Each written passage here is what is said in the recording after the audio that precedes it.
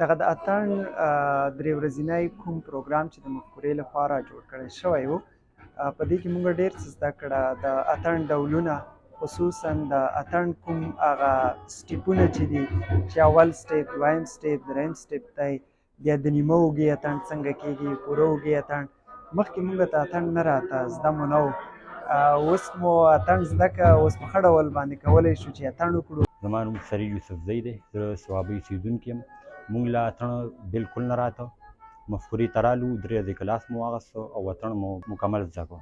موږ ته به دغسې یو د اتڼیز یا د دې ګډا یا د دې نڅا انفارمل یو هغه و، خو دلته چې موږ مفکورې ته راغللو، هغه د اتڼ چې کوم بیسک ساینټیفیک سټیپ دي هغه موږ زده کړل. مفکورې د وجې موږ د خیر اتڼ زده کړو. دا 3 ورځې پروګرام او موږ ښه په شوق سره راغلي وو، ټول ملګري، او د خیر سره اتڼ مو د زړه نه او ښه په شوق سره د خیر زده کړو، او اوس به انشاءالله موږ اتڼ کولی شو.